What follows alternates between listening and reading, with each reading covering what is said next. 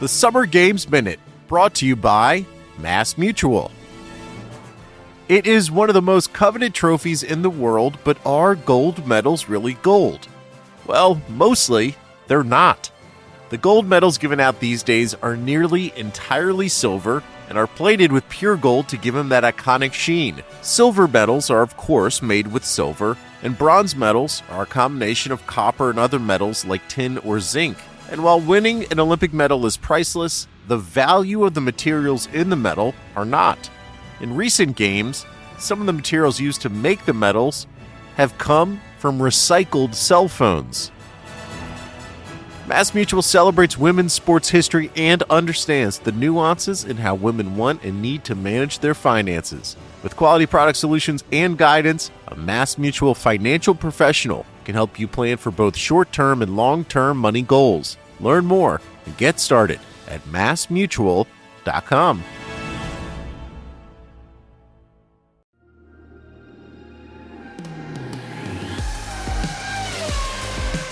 In the wake of Imola 1994 and the death of Ayrton Senna, Formula One was short on star power.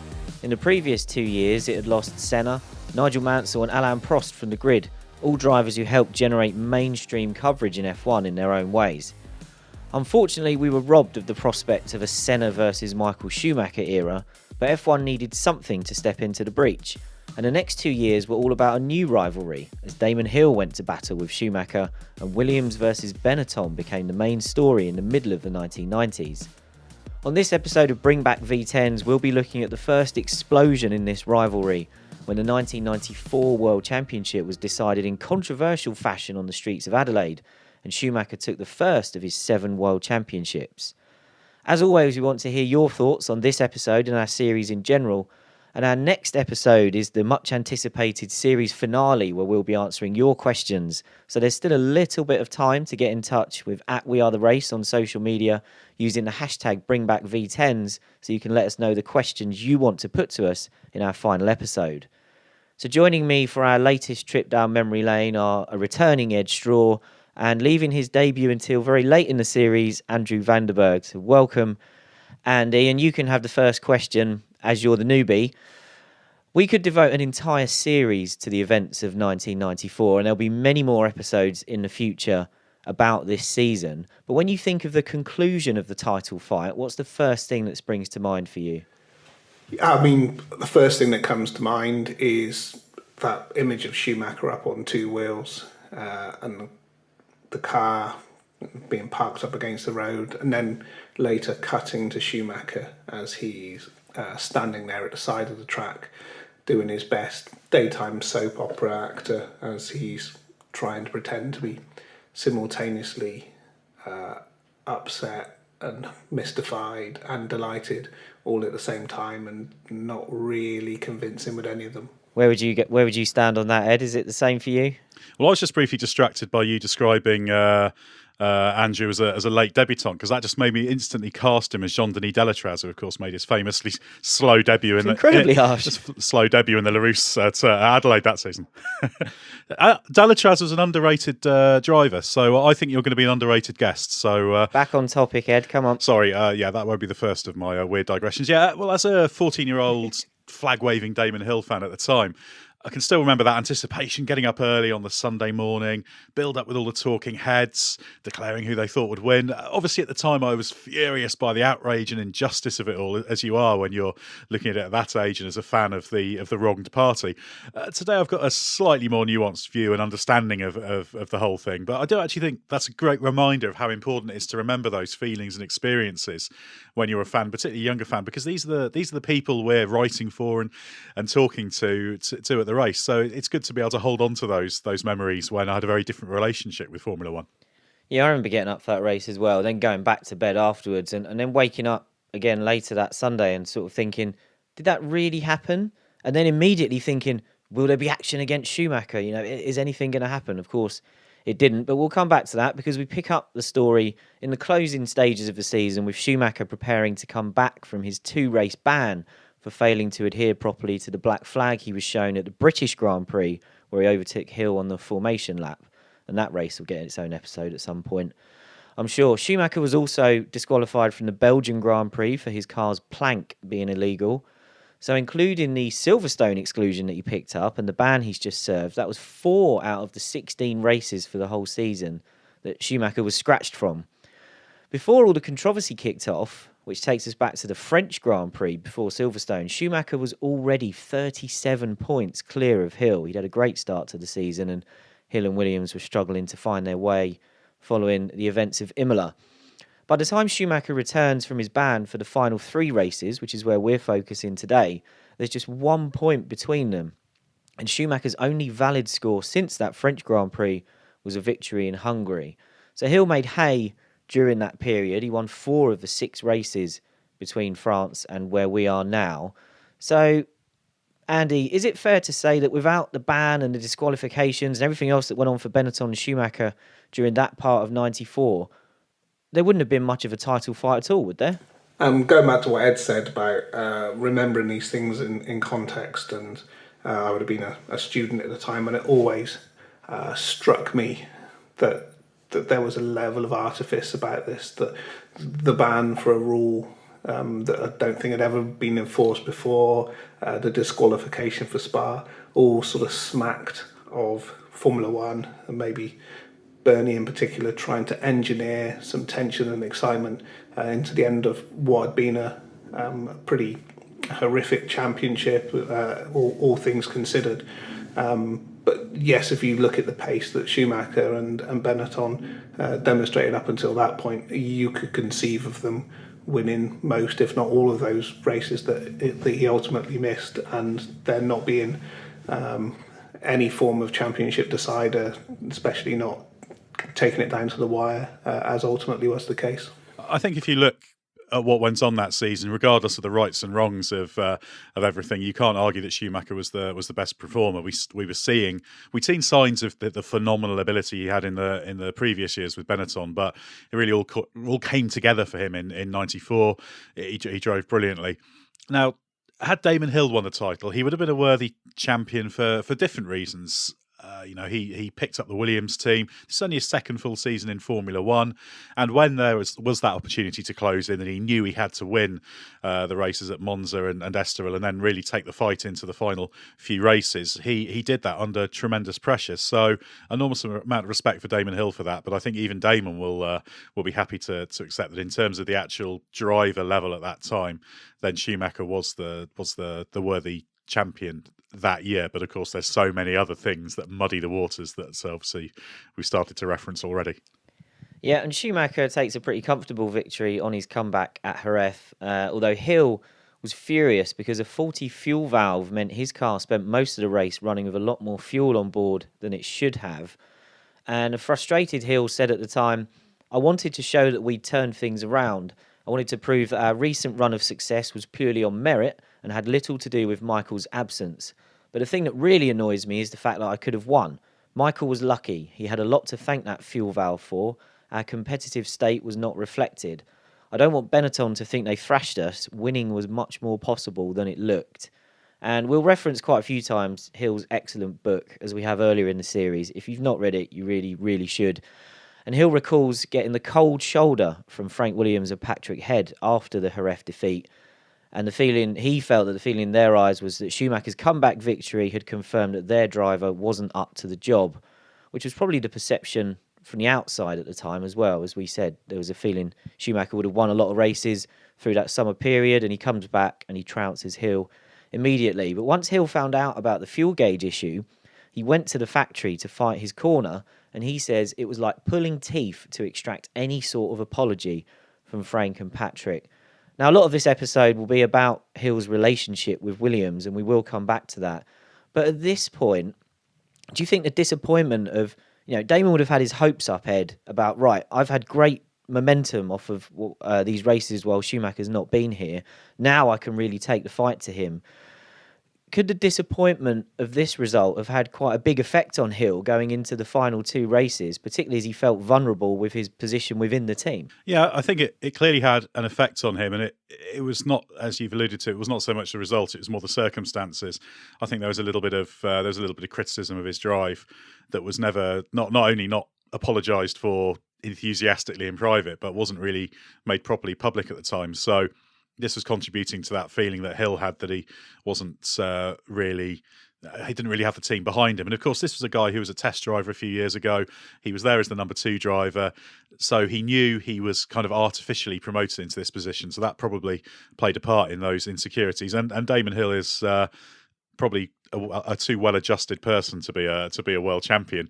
And so he doesn't have perhaps that absolutely superhuman self-belief that say a Schumacher did have. But if it did have an effect on him on track with what was to come, it was clearly positive, and perhaps he got into that well, it's me against the world mentality that really helped him to dig deep in those final 2 races. But I think the kind of local effect, the short-term effect, was probably for the better.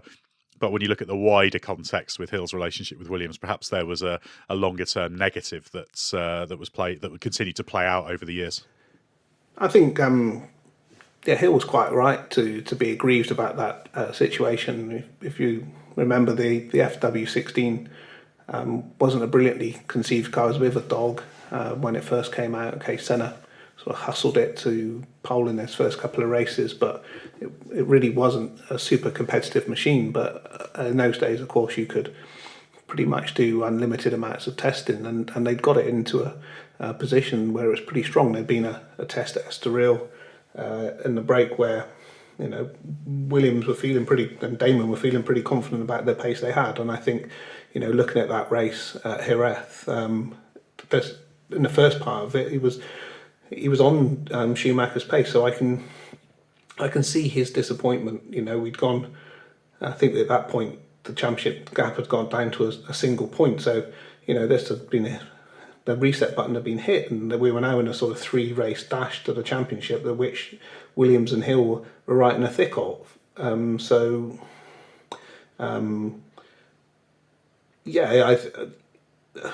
Williams have always had quite strange relationships with their drivers, but I can see why Hill would think that they should be right behind him now and pushing on to win this championship. So that means Hill heads to Japan 5 points behind Schumacher, because as you said there, Andy, there was only a point in it going into Jerez.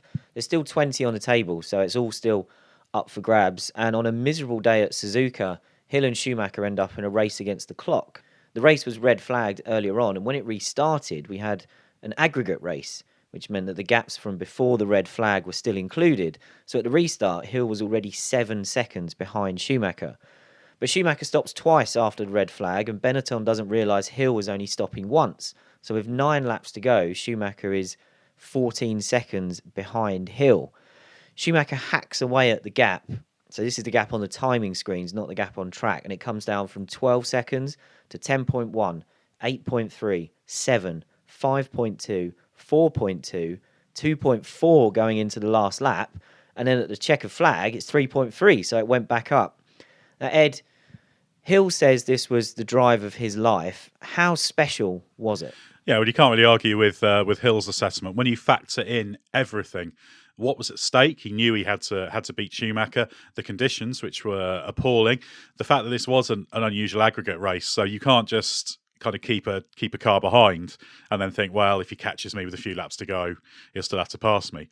So the old saying of catching is one thing, passing is another didn't apply in this situation. It was basically a time trial. So you've got this other problem that at least if you're battling with someone who's in your mirrors, you can see where they are. But Hill didn't know where Schumacher could lap. He was probably thinking, well, is Michael cruising around? Well, I'm sort of putting it on the edge here and feeling I'm in danger. Is Michael just cruising around going, oh, this is easy. I can just stick 2 seconds on just like that by digging a bit more into the red zone. So you've got all these uncertainties, and it's a pure manifestation of just you against the track, you against the clock, you against the conditions. So it's almost more like a qualifying situation in the toughest possible situation at Formula One, one of its most demanding circuits, where margin for error is zero, and there'll always be that thing in the back of your mind of how stupid will you look if you put it into the wall while leading with a few laps to go. So that to me does show the steel that Hill did have, the fact that he could prevail through that. And yeah, it's just a brilliant set of circumstances. I always think the circumstances are important, because any of these drivers in Formula One, well, most of them anyway, are at a certain level where they can do great things in a certain window. It's how much you can do that under stress, how often you could do that. And while Hill wasn't able in his career to do it constantly, there were these windows when he was absolutely sensational, and that was one of them, especially when you factor in the wider circumstances. Yeah, so let's try to dig into this race a little bit more, because to really do justice to Hill's performance, we need to hear his description of the day. And in his book, he devotes quite a lot of time to this, and it's fascinating to read. And interestingly, he says that in the first stint where he was trying to keep up with Schumacher, that was just as challenging as fending him off at the end. And when he had Schumacher in front of him and he was admiring the genius at work, if you could say, he described it as the most incredible driving display I've ever seen in a racing car. And he said his mission was to keep the Benetton's red light in view, because otherwise Schumacher would be away in the murky grey Suzuka conditions. So, Andy, before I bring you in, here's a bit more of what Hill said. And this is from his book. He said, "This was the highest level of driving I'd ever experienced in my life. I knew I was on the edge of my ability, up here in the thin air with one of the very best there has ever been. Michael was working right out there on the end of the branch where most people dared not go." However, talking about that first stint, he said he took confidence from Schumacher pitting earlier than he expected, as it confirmed that some of that performance had been down to the Benetton being lighter.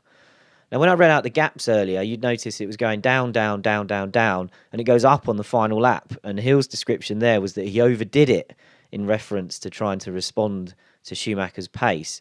But he talks in great detail about that final lap.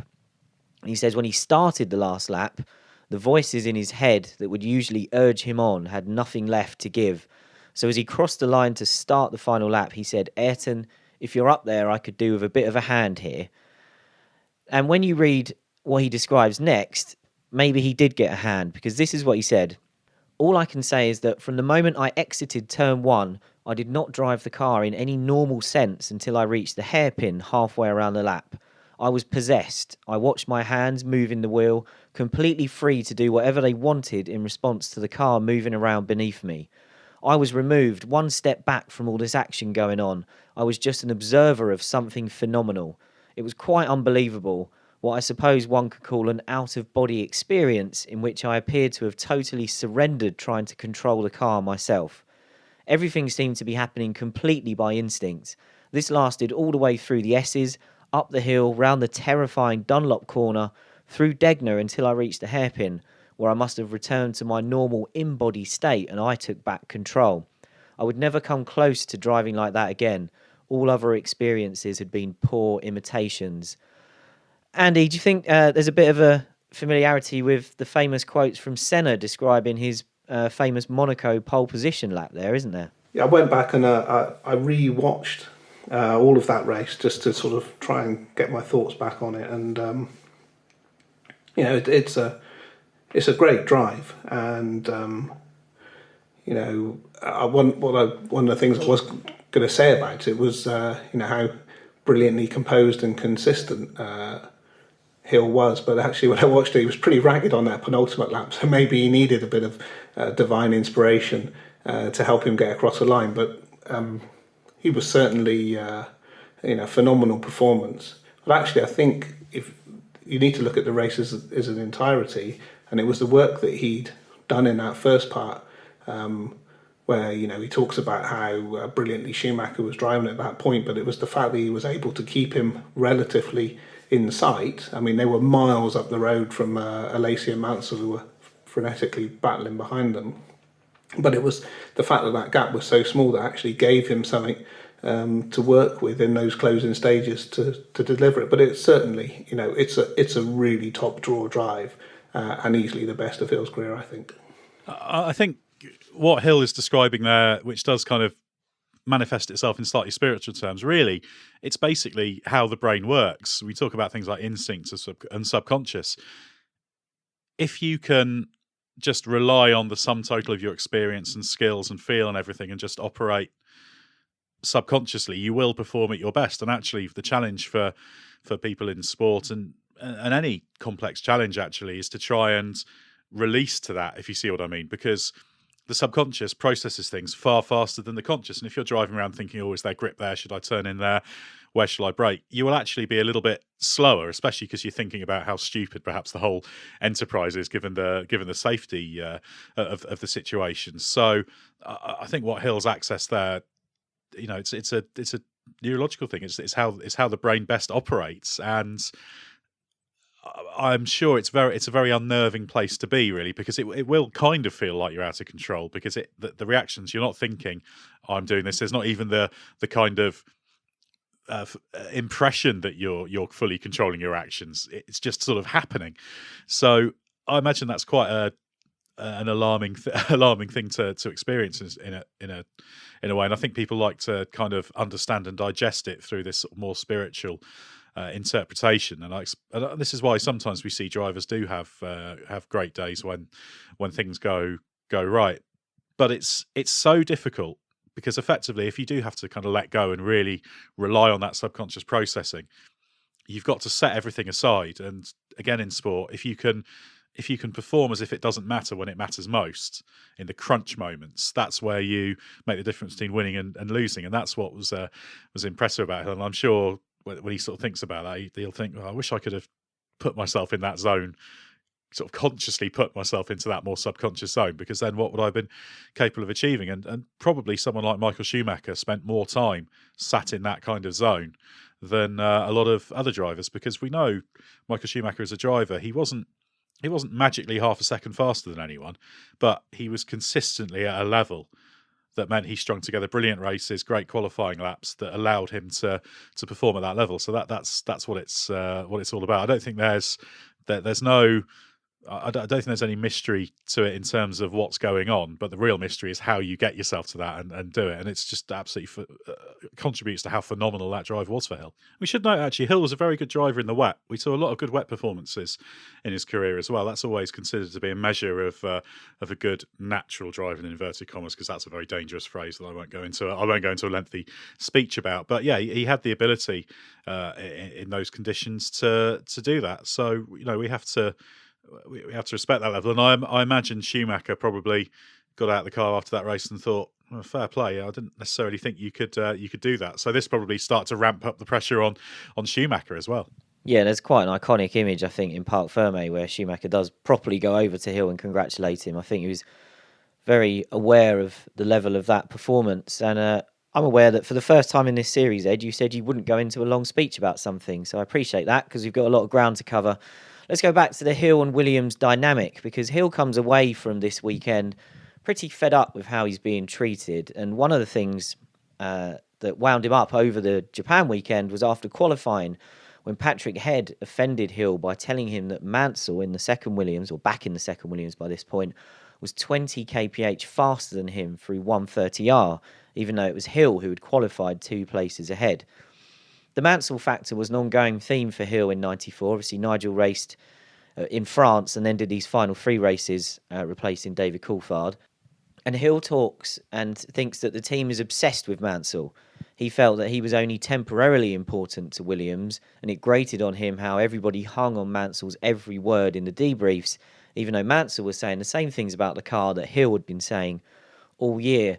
So Damon came to the conclusion that Williams just wanted all of its drivers to be like Mansell. And we've heard themes like that about Williams over the years, haven't we? The drivers they loved, Alan Jones, Nigel Mansell, the fighters. And despite Williams having recently taken up its option for Hill for 1995, which was supposed to be viewed as a vote of confidence from the team, Damon speaks out in Japan and again in the build-up to the Australian Grand Prix. In Japan, he said, "I believe the amount a driver is paid reflects his value to the team, or it should do. I don't think that situation exists at the moment where I am concerned." He gets quizzed again about this on his arrival in Australia, having been encouraged to speak out on the flight over by his friend Barry Sheene. And Hill says, "It's not a question of money at all. It's a question of endorsement. It's a question of a show of faith. And I feel that sometimes I've been left not too certain about where I stand." So, Ed, do we think, as we've touched on already, was Hill still undervalued by Williams at this point? I mean, they eventually let him go when he's in the process of winning the 1996 World Championship. So you can see an argument that perhaps they never believed in him. And were the seeds for that parting of the ways already in place here. Yeah, I think there was always a certain undervaluing of him, but he was far from the only driver to suffer from that at Williams, as you've alluded to. And yeah, the return of Mansell was unhappy, not just from the way the team treated Mansell. Obviously, Mansell turned up briefly at Manicourt earlier in the season, then for that run of the last 3 races. But obviously, Hill was Mansell's test driver at one stage, so he'd done a lot of the donkey work on the FW14B that Mansell took to the 92 championship. So I guess it also kind of cast Hill back to a time when he was very, very much literally the understudy and the person who was sort of the second rate driver, for want of a more generous word, who was just there to pound around and do all the hard work. So maybe there was a little bit of his own insecurity coming in there as well, but there's no question Williams were very, very poor at getting behind their drivers, especially when you consider that, as you alluded to earlier, Williams weren't exactly acing it throughout that season, because even if you set aside the fact it took them a while to get the car right, it was the French Grand Prix upgrade that really made a difference. And although there are reasons for it with the banning of the driver aids, etc., the fact you had to have a slightly different approach to the car's mechanical platform because you didn't have active ride anymore to help you, they were still strategically weak and made mistakes. So he's probably thinking, hang on, you're making as many, if not more, mistakes as I am. So if anything, he's probably thinking I should be the one expressing no confidence in you. And I think that's the problem with Williams. There was that feeling that they were always doing everything right, and the drivers with a weak link did tend to bubble to the surface, and a slightly cold attitude towards the drivers. And yeah, I can imagine that would have made it difficult in those scenarios. But tensions are always high in a scenario like this, aren't they? And you could probably speak to Frank Williams, who speaks very highly of Damon Hill, actually. And he would probably say, well, our job's to get the driver's job's to do the best they can. We get the best out of the driver, and you can't say that Damon didn't deliver his best in the last few races. So you'd probably say, you could probably argue that Williams thought they did the right job as well, treating him that way. I think you have to look at the outfit that Williams were at the time. They were the preeminent force in Formula One. They had this big works deal with Renault for supplying them probably the best engines on the grid at the time. They had the biggest sponsors, and they were chasing the best drivers. They obviously had Mansell win the championship with them, and then brought in Prost as the next step forward. And they'd obviously got the man they always wanted with Ayrton Senna, and obviously that didn't end as anybody had expected it, but they were clearly looking to have that, and you can see that in the way it played out over the next couple of years. They were always looking over their shoulder, whether it was to Villeneuve or Frentzen or whoever, to try and find the next big thing. So while obviously Hill had been a part of the family and had a great relationship with Adrian Newey from the very top, from Frank and Patrick, I think he never really had their true support as a number one driver. And I think when you consider what he went through that year after Senna's death, lifting the team, getting that Spain victory, he probably felt he was owed something at that point as well. So probably if you're in that situation where you think you're getting no thanks or appreciation, it probably does weigh down on you a little bit. So can't necessarily blame him for that. No, and for what it's worth, a few weeks after Adelaide, Hill would get a new contract, and Williams noted when they announced it, Frank has now rewarded Damon by giving him the financial recognition he deserves. So they saw the light in the end, even if it was perhaps only temporary.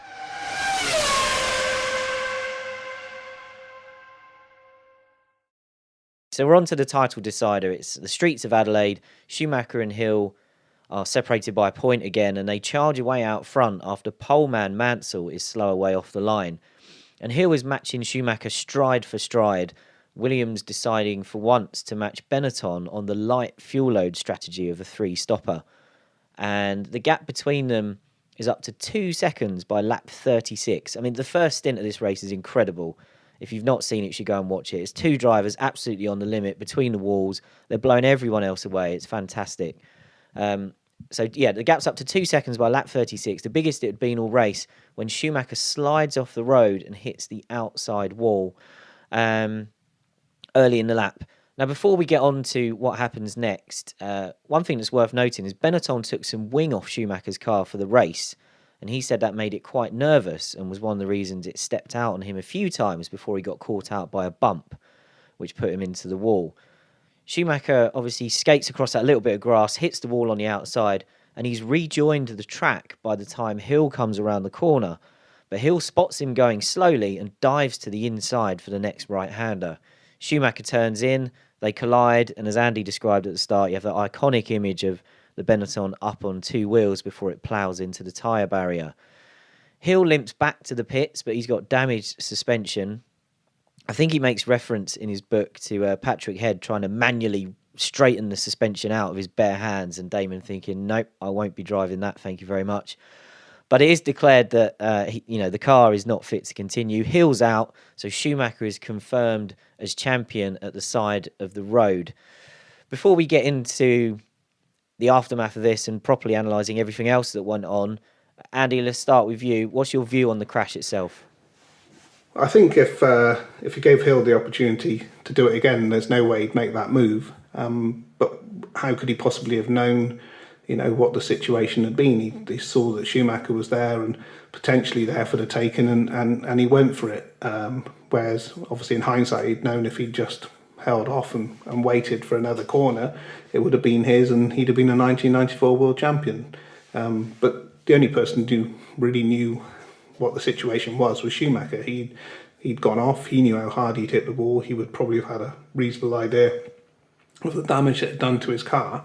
And then, he was presented with a situation where he had Hill on the inside, and it gave him the opportunity to take him out. As far as I can see, it's pretty clear cut. Yeah, it's one of those things. It's clear that that Schumacher shouldn't have turned in on Hill at that point, even if in a healthy car, given the loss of momentum, and it was a perfectly legitimate move, even if it was in an odd place. And yeah, I mean, I know Hill would have loved to have had a bit more knowledge of it. He was just having a little bit of a break, because we sort of see him haranguing Schumacher for a few laps, and then just have a little bit of a kind of breather if you want, or just you get that natural just kind of split in between the two cars.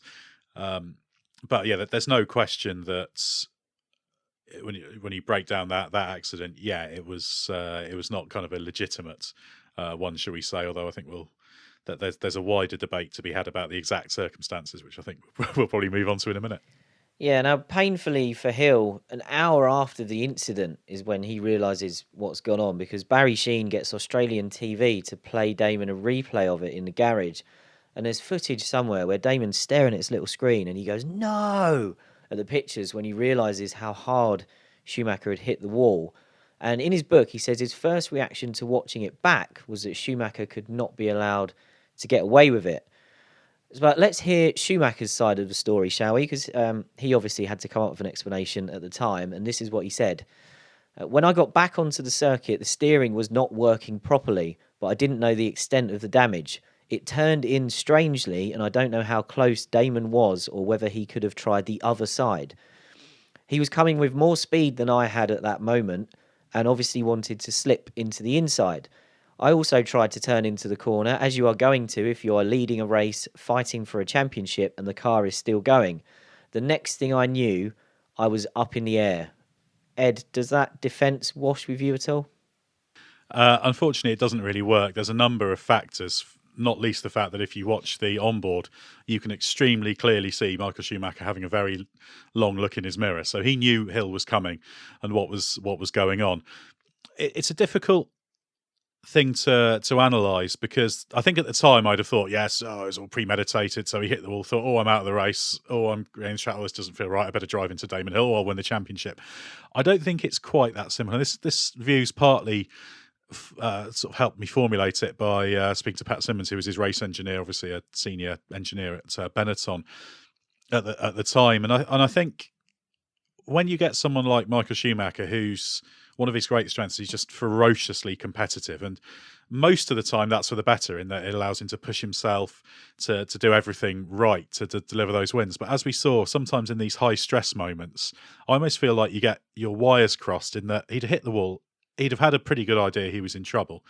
And I think at that point, rather than thinking it all through, the mindset is, I've got to stay ahead. I can't let him go past. And then I think that kind of leads to that desire to turn in on him. It doesn't excuse it. It's still incorrect to do it, but I'm not convinced it's quite as as lengthy a thought process. It's not like you've got 5 minutes. You probably had about 5 seconds from hitting the wall to that moment, if that, probably a bit less. So it's almost kind of a wires cross moment. I think you see the same later. How much kind of agency really Schumacher had in it is difficult, because again, from speaking to Pat Simmons, he said that at the time he never gave it a moment's thought to think that Schumacher had done it deliberately. He thought, yes, it was a mistake, but clean. But then he said, well, when I saw what happened at Jerez in '97, Monaco 2006, of course, when he had that sort of simulated crash at Rascasse to hold on to pole position. Of course, Simmons was on the other side of it that time, because he was with what was then the Renault team, with Alonso, who was denied potential pole position. And he said he did start to think about, well, actually, maybe there was something in Schumacher. But I think it comes down to this desperation to win. And sometimes he does things that weren't quite right. And that I'm not even sure straight after they happened, he realised he'd done almost. So I think he's being sincere with his explanation initially. But I don't. It's almost misprocessing the whole thing. Still not right, though. Yeah, we'll come back to what Ross Brawn said, because obviously he was close to Schumacher in the team as well, and perhaps the influence of those future incidents on how this one is looked back at. But in isolation, Andy, when you hear what Schumacher's description of it, I mean, I saw you chuckling along as I was reading it out and as Ed was talking about certain bits of it. The bit that gets me is, why didn't Damon try the outside? And I sort of think, well, because you'd have sent him up the escape road. Well, to me, that sounds like someone sort of trying to retrofit the answer to solve the question. Make it up as it goes along. I don't think it really washed. I mean, it may not have been premeditated, but all the best racing drivers are opportunists, and Schumacher had an opportunity there to put pay to Hill's challenge, and he took it. Yeah, and it's interesting to think how maybe different F1 history would be, because if Hill had won that championship, would he have crumbled in the way that he did in '95, taking Schumacher to his second title? But Schumacher did his best to then come out of the day with some dignity, dedicating the championship to Senna and declaring that the Brazilian would have won the '94 title. He apologised to Hill as well for comments he'd made earlier in the year about not respecting Damon as much as some of the other drivers on the grid. Hill said he appreciated that, although when he saw Schumacher at breakfast in the hotel the next morning, he went over to congratulate him. And in his book, he said he did that because he wanted to see if Schumacher could look him in the eye. And Hill hoped that would be an awkward moment for Schumacher, but seemingly it wasn't. I think we all know that Michael Schumacher was made of slightly sterner stuff than to be affected by something like that. And in fact, and I suspect Damon might not know this, but when Schumacher returned to Germany to celebrate the championship, he used the exchange to his advantage and was told the German media that Hill had congratulated him the next day. So he suggested there was no problem. And when he's asked about the incident in Germany, Schumacher said, "I drove my line and did it without malice. I only saw Hill right before the big bang. I did not steal this title." Now, Ed, you mentioned Pat Simmons, and I said we'd come to Ross Brawn's thoughts on this. Ross has no problem accepting that what Schumacher did at Jerez in '97 when he crashed into Jacques Villeneuve and the deliberate bad parking attempt in Monaco in 2006 were clear offences. But he says that he never spoke to Michael about Adelaide, and he still doesn't know to this day if he did it on purpose. As I mentioned earlier, do we think that when the other incidents happened, did they solidify perhaps a feeling that Adelaide must have been deliberate as well? Yeah, I think they have to be taken into account, don't they?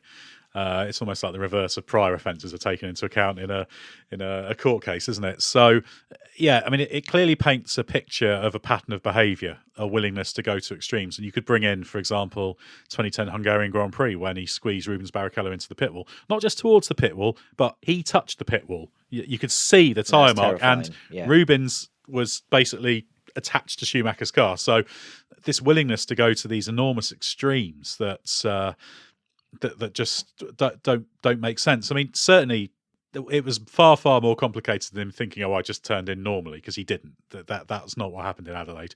I don't think anyone could say that. For me, it's just a question of gradation of exactly what causes that sort of thing to happen. But I'd actually agree that probably when you look at something like the Monaco one, I'd agree with Pat Simmons, that's probably the worst of them, because he had a bit of time to think about that one and then actually quite badly execute it. He'd been more convinced. Terribly been more executed. convincing. It's like, I'm going to sort of deliberately crash, but I'm going to do it really. Just drive into the wall properly, but it's not. It is. Yeah, you got to commit to it. It's just not. It's against his nature to do that.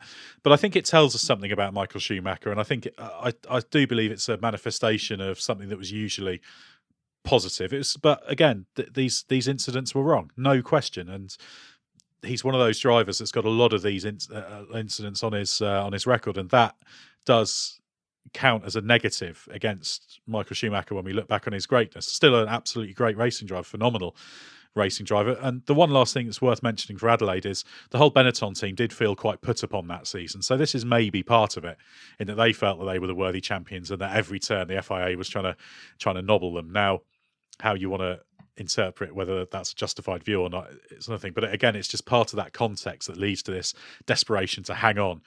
It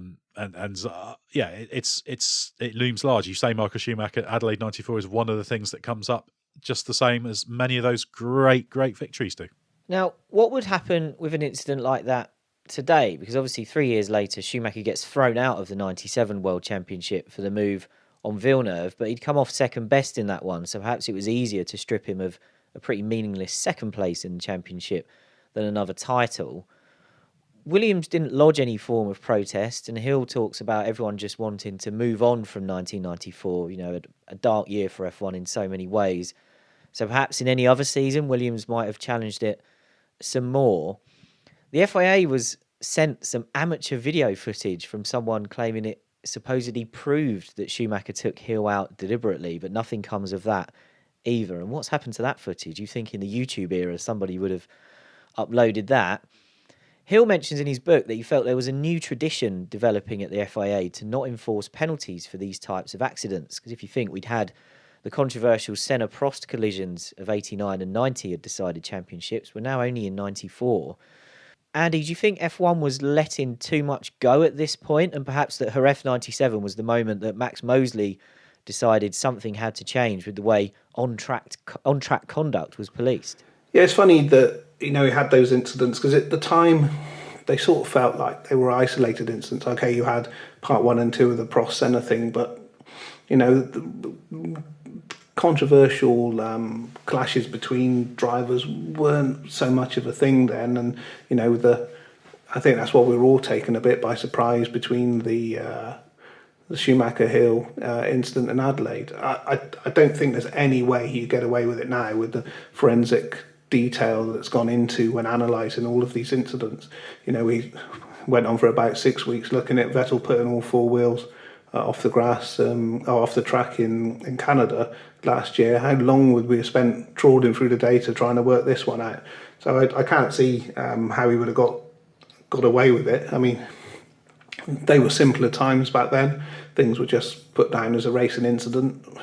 Was it better? It was certainly quicker and easier. Was it fairer?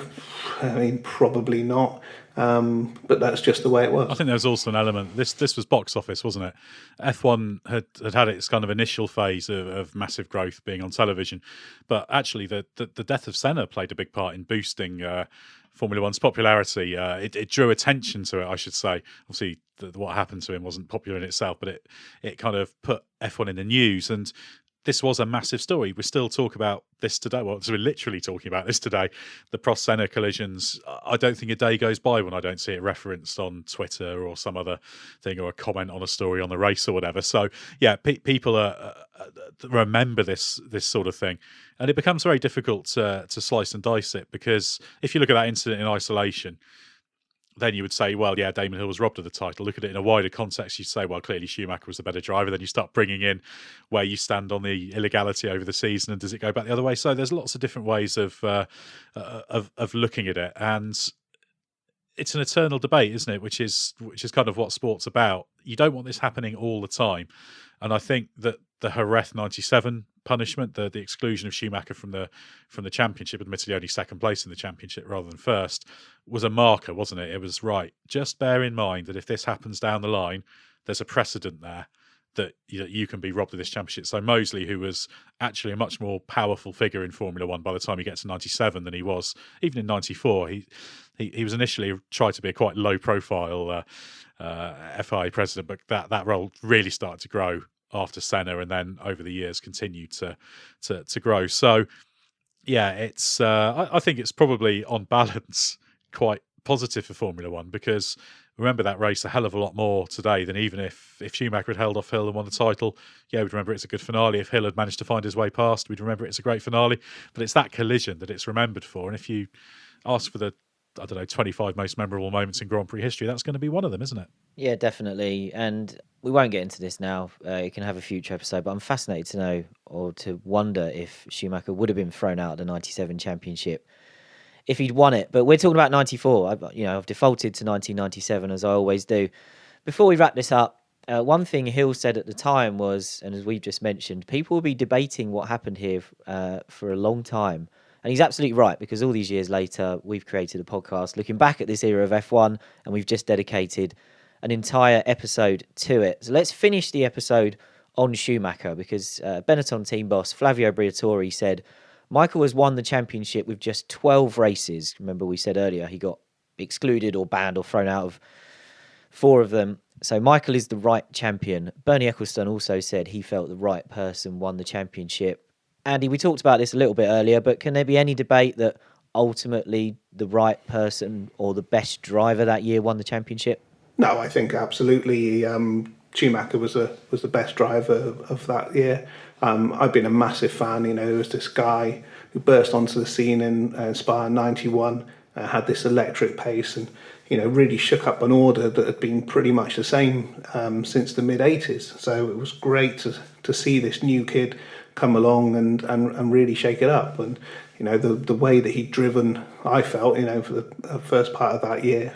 Actually, it's funny looking back now, and I'd forgotten just how bad those stand-in drivers at Benetton were. Without Schumacher there, they went from being a car that was usually on pole, if not the front row, and fighting for wins of the races, to struggling to qualify inside the top 10. I mean, with Jos Verstappen and JJ later, it was barely a competitive midfield car. I guess that raises a couple of questions of, how much was the driver influencing that? Was a bit like how the difference between Mansell and Patrese in 92, when Mansell just been able to get more out of the package that they had then with that car. Was it just that Schumacher could beautifully exploit it because it was built around his driving style, or were there, as Senna had observed after he'd been taken out in the Pacific Grand Prix, 2 Benettons on the grid? There are a lot of, as you mentioned earlier, we could probably do multiple podcasts around the 94 season. There probably are still more questions and answers about that. But I think ultimately, while I might have despised the way that he went about doing it, Schumacher was the rightful champion in 1994. Yes, there's no way you can argue with that. The collision is a thing that will always be a black marker against Michael Schumacher, but that's kind of the one big negative in his career. He's still an absolute all-time great, and I think the fact that Schumacher was performing so well in 94, in fact those who worked with him felt that he probably could have won a world championship even in 93 with the right car, but the Benetton B193 wasn't a strong enough car. The fact that Hill could be this kind of Johnny-come-lately driver who'd sort of almost backed his way into Formula One after a relatively late start to his car racing career. Obviously, he started off in bikes, and he was kind of seen as just this sort of curiosity, this son of Graham Hill, who was just having a little bit of fun. And I feel like he managed to prove so much by going toe to toe with Schumacher on occasions, and he did that at times in 94. You can only drive the race in the season that's in front of you, so credit to Hill. But from a pure, if you did your top 10 drivers of the season, Michael Schumacher would be number 1. And I don't think anybody can make an argument for not putting him number 1, other than by just overwhelmingly weighting it purely based on that the few negatives of that season about what happened at Adelaide and some of the other question marks about the car that season. So yeah, worthy championship. And I think it's actually a bit of a shame that Schumacher's Benetton era sometimes gets a little bit ignored when they look back on how great he was. Obviously, he had this amazing success with Ferrari, 5 world championships, but you can make a very strong case for those Benetton titles. Even 94, the tainted one in one of F1's most unpleasant seasons, was a great performance. And let's not forget how much pressure Schumacher had on his back, being Formula One's superstar driver. And he came through, he won the championship all the time, driving higher the standards, raising the bar for what a Formula One driver is. And we've got to remember all that. We've got to remember the good with the bad. Doesn't excuse what happened on track at Adelaide in 94. It was wrong, clearly, whatever the exact mechanism or what was going on in his brain. But yeah, still overall, you'd have to say a worthy champion, even if Hill would have been a worthy champion for a very, very different set of reasons. Well, that seems a fitting place to bring the episode to an end. Thanks for joining us for the latest episode of Bring Back V10s. Remember to check out therace.com. As Ed always says, don't forget the hyphen. Get in touch with @WeAreTheRace using the hashtag BringBackV10s to get your questions in for our series finale, which starts next week. And you'll notice I used the word starts there. So a little bit of news for you. If you've got all the way to the end of this episode, we've had so many questions already with those of you just responding to our calls in these episodes that with the series finale is going to be 2 episodes. So you're getting a bonus episode to end series 1. And then Andy and I need to have a debate about when series 2 will begin, because we're starting to get asked about that. We've got many more series of this to come and lots of ideas for what will go into series 2. And maybe once social distancing ends, I can try and twist your arm, Andy, into when we're going to release series 2. Yeah, I'm not sure when we will do season 2, but there definitely will be one. Maybe that's something for you and I to discuss offline. Yeah, I thought putting him on the spot in front of the listeners might work. But anyway, thanks very much for sticking with us to the end of this episode. So we've got 2 more to come. Still a chance to get your questions in, and we will plough through as many as we can over 2 episodes now, not 1. So we'll see you next week where we'll start cracking into those questions. And I can tell you, we can't wait to start talking about some of this stuff.